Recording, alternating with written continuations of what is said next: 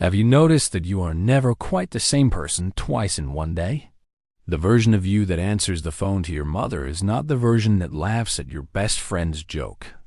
The person who walks into a job interview is not the person who walks into their childhood bedroom. And somewhere between all these versions, a strange thought starts to creep in. If none of these are fake, then which one is actually you? Most people never ask that question. They just keep switching, keep adjusting, keep performing, without ever noticing they're doing it. But here's what's uncomfortable to admit. You are always performing, not lying, not being fake, performing. And once you see it, you cannot unsee it. Think about it. The moment someone walks into a room, something shifts. Your posture changes slightly. Your voice adjusts. You choose your words differently, depending on who is listening. This isn't dishonesty. It's something far more human and far stranger than that. Psychologists have a name for this. It's called impression management, and it was first described by a sociologist named Erving Goffman, who compared everyday life to a theater. In his view, every social interaction is a kind of stage. There is a front stage, where you perform for others, and a backstage, where you supposedly let your guard down. But here's where it gets interesting. Even backstage, you're still performing. Just for a smaller, quieter audience. Sometimes an audience of one. Imagine you're alone in your room, no one watching, phone off, door closed. You'd think this is the moment you're finally just you. But notice what happens. You still catch yourself rehearsing a conversation that hasn't happened yet. You still imagine how something would sound if you said it out loud to someone else. You still, in some quiet corner of your mind, perform for an audience that isn't even there. That's not a flaw. That's your brain doing something it has done for hundreds of thousands of years. Here's what nobody talks about. Humans didn't survive because we were the strongest animals on the savannah. We survived because we were the most socially coordinated ones. Our ancestors who could read a group, adjust their behavior, and maintain their standing within it were the ones who got protection, food, and mates. The ones who couldn't read the room, who said the wrong thing at the wrong time, often didn't last long.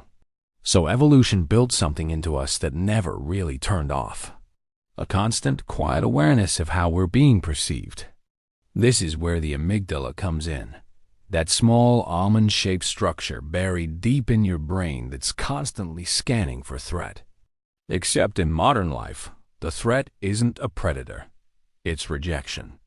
Social exclusion registers in the brain in ways that overlap with physical pain, which means, in a very real sense, being seen as awkward, weird, or wrong doesn't just feel uncomfortable. Your nervous system treats it like danger. So you adapt. You adjust your tone with your boss. You soften your opinions around people who disagree easily. You laugh a little louder at jokes that aren't that funny, just to keep the mood light. None of this is manipulation. It's protection. It's your brain trying to keep you safe inside a social world that never stops evaluating you. But here's where it gets even stranger. Because it's not just about avoiding danger. It's also about seeking reward.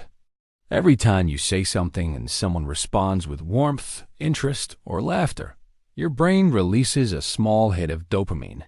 That's the same neurotransmitter involved in almost every reward system you have, from eating your favorite food to scrolling a feed that keeps surprising you.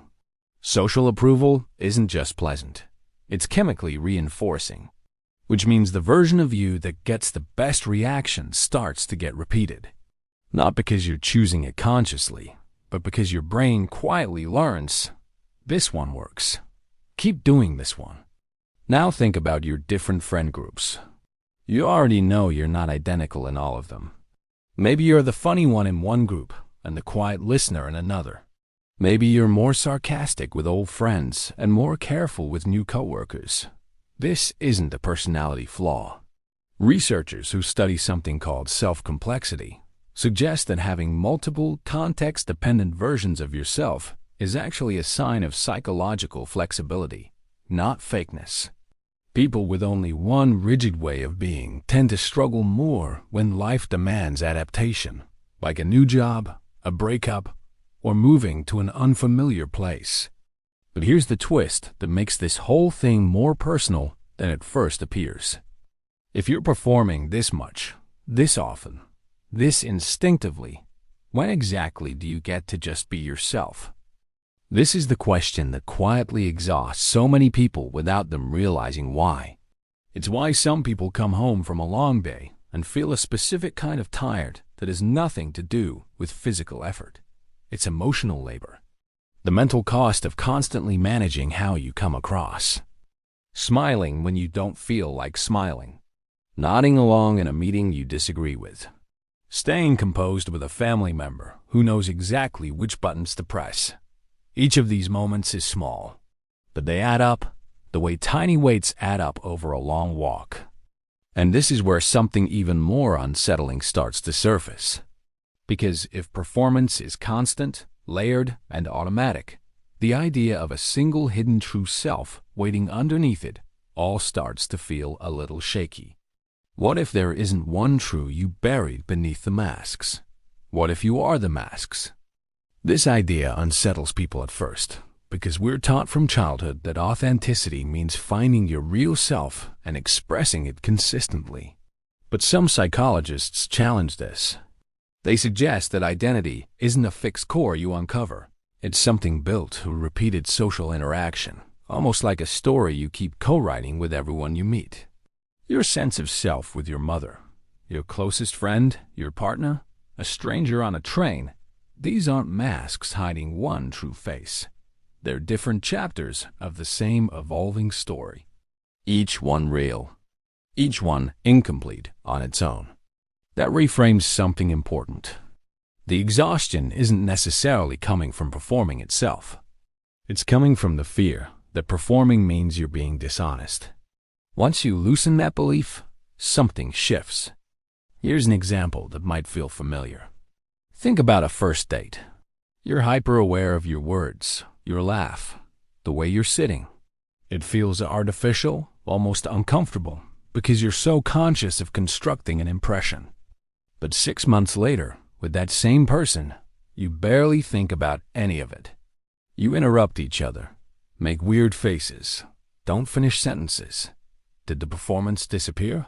Not exactly. It relaxed.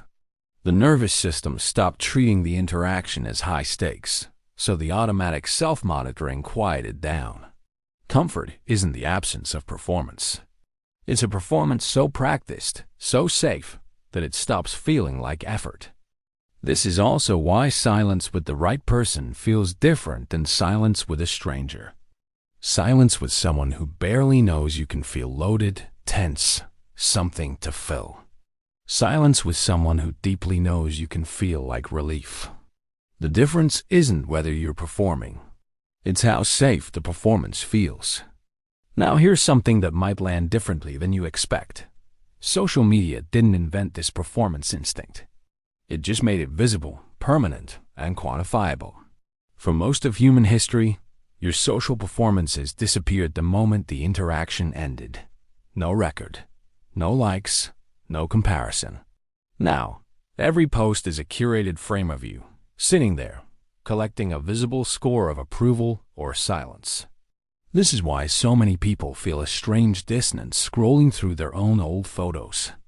Not embarrassment exactly, but a quiet awareness that they were performing a version of happiness, confidence, or ease that may or may not have matched what they were actually feeling that day. And maybe that's the real ache underneath all of this. Not that we perform, but that we sometimes forget which parts are performance and which parts are simply us adapting to love someone, to belong somewhere, to be understood. Because here's the deeper truth researchers keep circling back to. Performance, at its core, isn't the opposite of connection. It's often the bridge to it.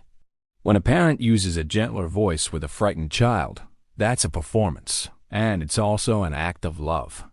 When you hold back a harsh comment to protect someone's feelings, that's a performance, and it's also empathy. The theater metaphor makes it sound like deception, But so much of what we call performance is really care, translated into behavior. So maybe the goal was never to stop performing and finally reveal some hidden, untouched true self. Maybe the goal is to notice which performances drain you and which ones feel like home. The version of you that shrinks to avoid conflict, that's worth questioning. The version of you that softens your voice for someone you love, that's worth keeping. You were never wearing one mask hiding a single true face underneath. You were something more layered than that. Something built through every relationship, every room, every version of yourself that learned how to survive and connect in a world that is always watching. That isn't a flaw in your character. It's the architecture of being human. And if all of this makes you wonder how much of your personality was actually shaped by you, and how much was shaped by the people who were watching you grow up, that question leads somewhere even more revealing. Because before you ever learn to perform for the world, you first learn to perform for the people who raised you. And that's where the next part of this story really begins.